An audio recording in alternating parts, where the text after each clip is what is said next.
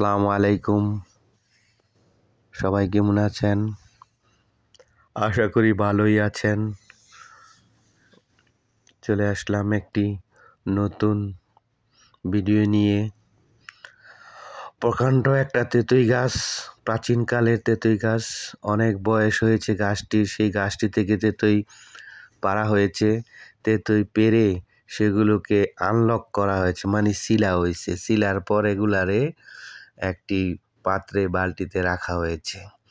তেঁতুলগুলো মাশাআল্লাহ অনেক সুন্দর খেতে, টক মিষ্টি। অনেক মানুষ অনেকে এগুলো খোলস ছাড়াইছে, খোলস ছাড়াইয়া এগুলো সবাই একে একে একটা পাত্রে রাখলো। তেঁতুলগুলো পেকে গিয়েছে, অনেক তেঁতুল। এরকম তেঁতুল আপনারা খেয়েছেন কিনা জানাবেন। যেহেতু গাছটা অনেক বড়, অনেক তেঁতুল হয়েছে।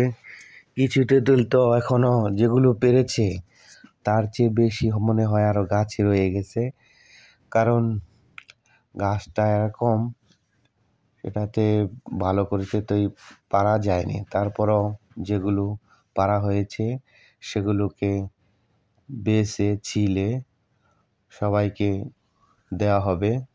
যারা যারা এখানে তেঁতুল গাছের পাওনাদার আছে তাদেরকে দেওয়া হবে। সবাই ভাগবণ্ড করে পাড়া প্রতিবেশী এবং গাছ যাদের তারাও নিবে। গাছটা অনেক সুন্দর, অনেক আগের। মাশাআল্লাহ, গাছটা অনেক, প্রতি বছরই অনেক তেঁতুল এখান থেকে পাড়া হয়।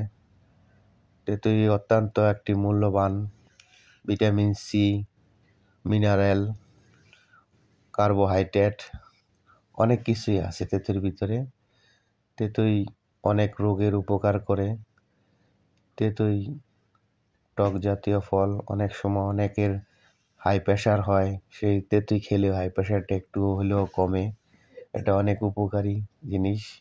বাংলা ভাষায় তেঁতুল কই, তেঁতুল।